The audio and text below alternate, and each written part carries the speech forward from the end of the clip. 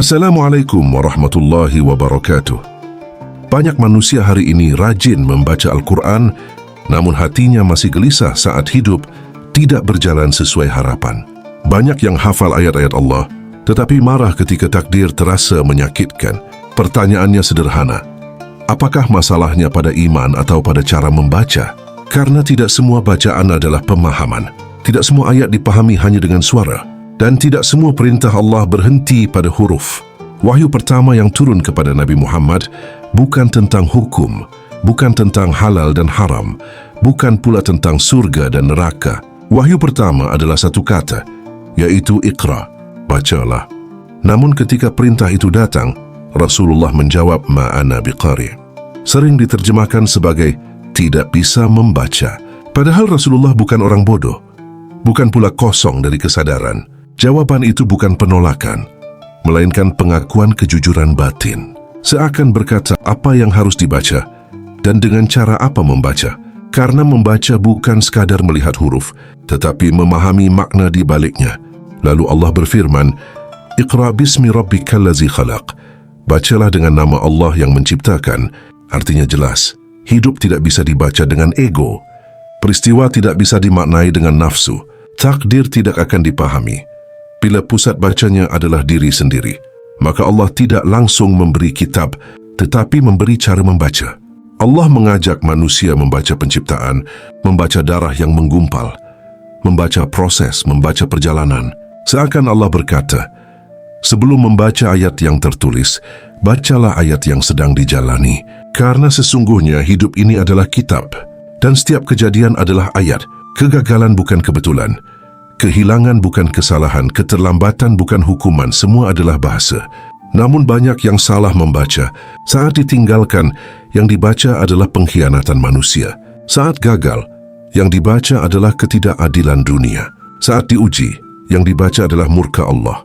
Padahal belum tentu, karena selama makhluk dianggap sebagai pelaku utama, selama peristiwa dilihat berdiri sendiri, bacaan itu belum selesai. Tauhid bukan hanya pengakuan lisan bahwa Allah Maha Esa. Tauhid adalah kesadaran bahwa tidak ada satupun peristiwa yang lepas dari kehendaknya. Maka orang yang bertauhid tidak sibuk bertanya, siapa yang salah? Tetapi bertanya, apa yang sedang Allah ajarkan? Inilah makna Iqra yang sering terlupakan. Membaca kehidupan dengan nama Allah. Melihat takdir dengan cahaya tauhid. Karena tidak semua orang gagal karena kurang usaha. Ada yang gagal karena sedang diarahkan. Tidak semua yang kehilangan sedang dihukum. Ada yang dikosongkan agar siap menerima. Namun selama hidup hanya dibaca dari permukaan, selama emosi lebih cepat dari kesadaran, ayat-ayat itu akan terasa menyakitkan. Padahal ayat tidak pernah menyakiti. Yang melukai adalah salah tafsir. Allah tidak berbicara hanya melalui kitab, tetapi juga melalui kejadian, melalui orang-orang yang datang dan pergi, melalui pintu yang ditutup dan dibukakan. Dan perintah Iqra masih terus bergema sampai hari ini, bukan untuk menambah hafalan, tetapi untuk menumbuhkan kesadaran. Karena orang yang bisa membaca hidupnya tidak mudah putus asa, tidak mudah menyalahkan, dan tidak mudah membenci takdir. Iqra bukan perintah untuk menjadi pintar, tetapi untuk menjadi sadar. Dan barangkali banyak kegelisahan hari ini bukan karena hidup terlalu berat, melainkan karena ayat-ayatnya belum terbaca dengan benar. Dalam tradisi Sufi klasik, para arif tidak memandang ayat hanya sebagai tulisan di dalam mushaf. Mereka memahami bahwa ayat adalah tanda, dan tanda tidak selalu berupa huruf. Karena itu, para Sufi membagi ayat ke dalam 3 bentuk besar. Pembagian ini bukan untuk memecah Al-Quran, melainkan untuk memperluas cara membacanya. 3 ayat itu adalah ayat Qur'aniyah, ayat Kauniyah, dan ayat Insaniyah. Ketiganya saling terhubung, tidak berdiri sendiri, dan semuanya mengarah pada satu tujuan, yaitu mengenal Allah melalui kesadaran. Dan berikut penjelasannya. Pertama, ayat Qur'aniyah atau ayat yang tertulis. Ayat Qur'aniyah adalah ayat yang paling dikenal. Ia tertulis dalam mushaf, dibaca dengan lisan, dihafal dengan ingatan. Ayat ini menjadi fondasi, penjaga arah, penentu batas. Namun para Sufi selalu mengingatkan satu hal penting, bahwa ayat yang tertulis adalah pintu, bukan tujuan akhir. Huruf adalah wadah, makna adalah isi. Maka membaca ayat Qur'aniyah tanpa menghadirkan makna ibarat membawa wadah kosong ke tengah mata air. Banyak manusia membaca namun tidak berubah. Banyak yang hafal namun tetap gelisah, bukan karena ayatnya kurang, tetapi karena bacaan berhenti di suara, tidak turun ke kesadaran. Yang kedua, ayat kauniyah atau ayat alam semesta. Ayat kauniyah adalah ayat yang terbentang di alam, langit dan bumi, pergantian siang dan malam, air yang mengalir, angin yang bergerak tanpa terlihat. Allah berfirman bahwa di langit dan bumi terdapat tanda-tanda bagi orang-orang yang berpikir. Para sufi membaca alam sebagai kitab yang terbuka. Gunung mengajarkan keteguhan, air mengajarkan kerendahan, api mengajarkan kehancuran sekaligus cahaya. Alam tidak pernah berbicara dengan suara, tetapi selalu berbicara dengan hukum. Barang siapa melawan hukum alam akan hancur. Barang siapa selaras akan tenang, namun kebanyakan manusia hanya menikmati alam tanpa membacanya. Melihat tanpa merenung, padahal alam adalah guru yang tidak pernah lelah mengajar. Yang ketiga, ayat insaniyah atau ayat dalam diri manusia. Inilah ayat yang paling sering diabaikan, padahal paling dekat. Ayat insaniyah adalah ayat yang ada dalam diri manusia sendiri. Hati, pikiran, rasa takut, keinginan, luka, harapan. Allah berfirman bahwa tanda-tandanya akan diperlihatkan di luar diri manusia dan di dalam diri manusia, hingga jelas bahwa Al-Quran itu benar. Setiap emosi bukan musuh, ia adalah tanda. Marah menunjukkan ada keterikatan, takut menunjukkan ada ketergantungan, sedih menunjukkan ada kehilangan makna. Para sufi tidak memerangi emosi, tetapi membacanya, karena siapa yang tidak mengenal dirinya tidak akan mengenal Allah. Maka membaca diri bukan berarti memuja diri, tetapi menyingkap tirai. Banyak kekacauan spiritual lahir karena 3 ayat ini dipisahkan. Ada yang hanya membaca ayat Qur'aniyah, namun buta terhadap ayat kehidupan. Ada yang kagum pada alam, namun lupa pada hukum Allah. Ada yang sibuk dengan perasaan, namun kehilangan arah wahyu. Padahal para sufi memahami bahwa ketiganya adalah satu bahasa dengan bentuk berbeda. Ayat Qur'aniyah memberi peta, ayat kauniyah memberi konteks, ayat insaniyah memberi kedalaman. Tanpa peta, manusia tersesat. Tanpa konteks, manusia kering. Tanpa kedalaman, manusia kosong. Iqra mencakup ketiganya. Ketika Allah memerintahkan Iqra, perintah itu tidak dibatasi pada mushaf. Ia mencakup seluruh ayat yang Allah hamparkan. Membaca Al-Quran, membaca alam, dan membaca diri. Barang siapa hanya membaca satu akan pincang. Barang siapa membaca ketiganya dengan nama Allah akan utuh. Inilah sebabnya para arif tidak mudah mengeluh. Karena setiap kejadian adalah teks. Setiap masalah adalah ayat. Setiap kehilangan adalah tanda. Bukan untuk disesali tetapi untuk dipahami. Maka persoalannya bukan kurangnya bacaan, tetapi sempitnya cara membaca. Iqra bukan perintah satu kali, melainkan perjalanan seumur hidup. Dan selama hidup terus bergerak, ayat-ayat Allah tidak pernah berhenti turun. Hanya satu pertanyaan yang tersisa, sudahkah ayat-ayat itu dibaca dengan benar? Jika ayat-ayat Allah begitu jelas terbentang, jika kehidupan adalah kitab yang terus terbuka, lalu mengapa begitu banyak manusia tetap gelisah, marah dan terluka? Masalahnya bukan pada ayat, masalahnya bukan pada takdir, masalahnya ada pada cara membaca.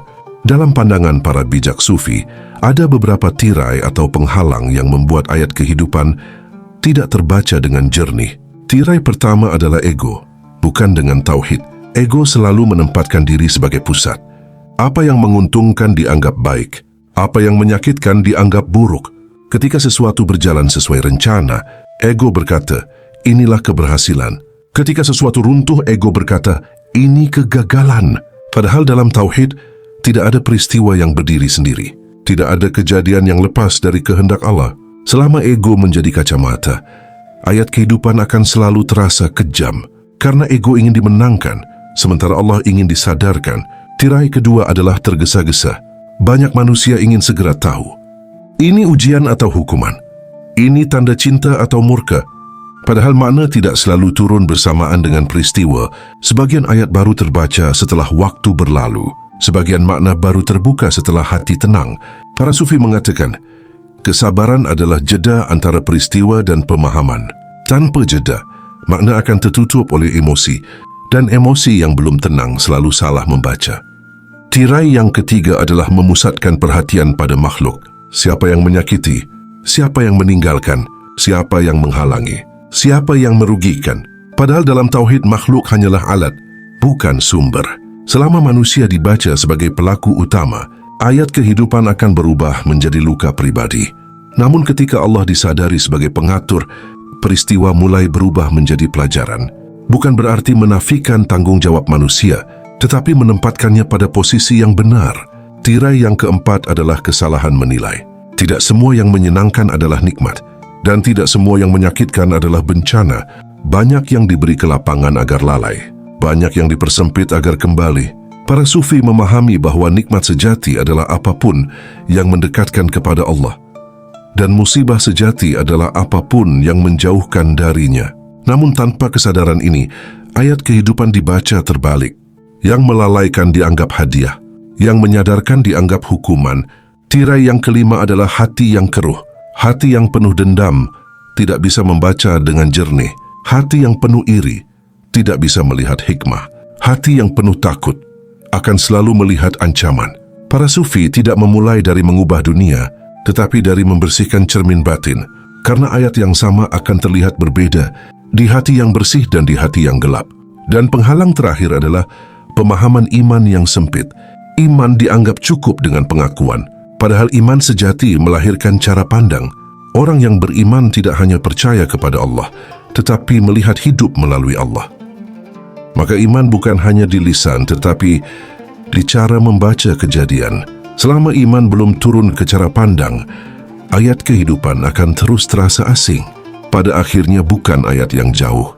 Yang jauh adalah kesadaran, bukan hidup yang terlalu berat. Yang berat adalah ego yang ingin selalu benar. Iqra menuntut lebih dari sekadar membaca. Iqra menuntut kerendahan. Iqra menuntut kesabaran. Iqra menuntut tauhid yang hidup. Dan selama tirai-tirai ini belum tersingkap, ayat kehidupan akan terus dibaca sebagai masalah, bukan sebagai pesan. Selanjutnya akan dibahas kunci utama yang digunakan para arif untuk membaca takdir tanpa luka, yaitu tauhid sebagai cara pandang hidup. Segala yang terjadi di dunia ini tampak beragam. Ada suka, ada duka, ada tawa, ada air mata. Ada yang datang membawa kebahagiaan dan ada yang pergi meninggalkan luka. Namun bagi para arif yang hidup dengan cahaya tauhid, semua peristiwa itu hanyalah wajah-wajah berbeda dari satu sumber yang sama, yaitu kehendak Allah. Tauhid bukan hanya ucapan, tapi cara melihat. Banyak manusia mengucapkan la ilaha illallah, namun masih melihat segala sesuatu terpisah dari Allah. Masih merasa bahagia datang dari manusia, rezeki dari pekerjaan dan luka dari pengkhianatan. Padahal hakikat tauhid bukan hanya pengakuan bahwa Allah Esa, tetapi kesadaran bahwa tidak ada pelaku sejati selain Allah. Semua yang terjadi, baik atau buruk dalam pandangan manusia, adalah bagian dari satu kehendak yang tidak pernah salah arah. Orang yang bertauhid tidak menolak sebab, tapi tidak berhenti pada sebab. Ia melihat tangan Allah di balik setiap kejadian, melihat Allah di balik setiap peristiwa. Dalam pandangan zahir, manusia menyakiti, manusia menolong, manusia memberi.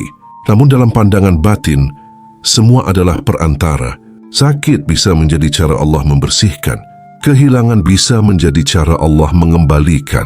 Kesulitan bisa menjadi cara Allah mendidik. Dan ketika pandangan ini hidup di dalam hati, segala sesuatu menjadi lembut. Tidak lagi ada dendam, tidak lagi ada marah yang panjang, karena di balik setiap tangan manusia ada kehendak Allah yang sedang bekerja. Tauhid melahirkan penerimaan, bukan pasrah buta. Tauhid tidak menjadikan manusia lemah, justru menguatkan. Penerimaan dalam tauhid bukan berarti berhenti berusaha, tetapi menyadari bahwa hasil bukan di tangan makhluk. Manusia berikhtiar karena Allah memerintahkannya, bukan karena merasa bisa menentukan segalanya. Orang yang bertauhid tetap berjuang, namun hatinya tenang. Ia tahu bahwa yang menentukan bukan daya, tapi izin. Dan disitulah kedamaian lahir. Ketika ikhtiar tidak lagi bersumber dari rasa takut, tetapi dari kesadaran akan Allah. Saat tauhid hadir, luka berubah menjadi guru. Tanpa tauhid, luka terasa seperti penghancuran. Namun dengan tauhid, luka berubah menjadi pelajaran. Rasa sakit tidak lagi ditolak, karena di dalamnya tersembunyi pesan. Air mata bukan kelemahan, tetapi tanda bahwa hati sedang dilembutkan oleh Allah. Kegagalan bukan akhir, tetapi pintu yang dialihkan ke arah yang lebih tepat. Setiap kejadian sekecil apapun tidak lagi sia-sia, semuanya memiliki tempat dalam rencananya. Tauhid menenangkan hubungan manusia. Orang yang bertauhid tidak mudah membenci, karena tahu setiap orang hanya menjalankan perannya. Yang menyakiti sekalipun menjadi jalan datangnya kesadaran. Yang mencintai menjadi cermin kelembutan Allah. Maka tidak ada musuh sejati, kecuali diri yang lupa pada Allah. Dengan tauhid, hubungan manusia menjadi ringan. Tidak ada tuntutan berlebihan, tidak ada keinginan untuk menguasai, karena sadar yang memberi dan yang mengambil hanya Allah. Tauhid membuat hidup sederhana namun dalam. Ketika kesadaran ini tumbuh, hidup menjadi lebih tenang. Segalanya dilihat dengan makna, bukan hanya bentuk. Orang yang bertauhid tidak mencari tanda-tanda cinta Allah di luar, karena tahu Allah selalu hadir di dalam setiap keadaan. Senyum orang yang ditemui, kesunyian malam, bahkan diamnya doa yang belum dikabulkan, semuanya tetap bahasa Allah yang berbicara. Dan siapapun yang telah mampu membaca dengan pandangan ini, akan mengerti bahwa tidak ada satu pun peristiwa yang keliru. Tauhid bukan hanya puncak ilmu, tetapi kunci untuk membaca kehidupan tanpa luka. Ketika pandangan bertauhid sudah menembus hati, hidup tidak lagi terasa sebagai beban, melainkan pesan yang terus diperbarui setiap hari. Tidak ada lagi pertanyaan, mengapa harus terjadi? Yang tersisa hanya bisikan lembut di dalam jiwa, bahwa Allah sedang mengajar sesuatu. Dan di titik itu, manusia berhenti melawan kehidupan, karena sadar bahwa kehidupan itu sendiri adalah ayat. Segalanya berasal dari Allah, dan segalanya kembali kepada Allah. Itulah hakikat Iqra bismi rabbikal ladzi khalaq. Bacalah dengan nama Allah yang menciptakan. Setelah memahami bahwa ayat Allah tidak hanya tertulis di mushaf, setelah menyadari bahwa ayat juga terbentang di alam dan tersembunyi di dalam diri manusia, satu hal menjadi jelas, bahwa Iqra bukan perintah sesaat, melainkan cara hidup. Iqra bukan hanya membaca ketika tenang, tetapi membaca saat gelisah. Bukan hanya memahami saat bahagia, tetapi tetap mencari makna saat terluka. Karena selama hidup berjalan, ayat-ayat Allah tidak pernah berhenti turun. Masalahnya bukan pada sedikitnya petunjuk, tetapi pada cara memandang petunjuk itu sendiri. Banyak manusia berusaha keras mengubah keadaan, namun lupa mengubah cara membaca. Padahal ketika cara membaca berubah, makna pun ikut berubah. Peristiwa yang sama bisa menjadi sumber luka atau pintu kesadaran. Semua tergantung dari mata hati yang digunakan. Iqra bukan perintah untuk menguasai, tetapi untuk merendah. Bukan untuk merasa paling tahu, tetapi untuk terus belajar. Ketika hidup terasa berat, itu bukan tanda Allah menjauh, melainkan tanda ayat sedang diturunkan dengan cara yang lebih dalam. Ketika doa terasa lama dijawab, bukan berarti Allah diam, tetapi bisa jadi sedang mendidik kesabaran dan keikhlasan. Dan ketika rencana runtuh satu persatu, bukan berarti hidup gagal, tetapi mungkin arah sedang diluruskan. Semua itu adalah ayat, dan ayat tidak pernah sia-sia. Jika hari ini hidup terasa sedang berbicara, jika peristiwa demi peristiwa terasa seperti pesan yang belum terbaca, maka itu pertanda Iqra sedang mengetuk kesadaranmu. Dan jika pembahasan ini bermakna, silakan tulis di kolom komentar. Aku siap menjadi lebih baik, bukan sebagai pengakuan kelemahan, tetapi sebagai niat kesadaran. Karena orang yang mau belajar membaca hidupnya sedang melangkah menuju ketenangan. Dan orang yang mulai membaca dengan nama Allah tidak lagi sendirian dalam perjalanannya. Dan pada akhirnya, tidak semua ayat harus segera dipahami. Sebagian cukup disimpan di hati hingga waktunya dibukakan. Allah tidak pernah tergesa-gesa dalam mendidik hambanya. dan setiap orang memiliki waktunya sendiri untuk mengerti.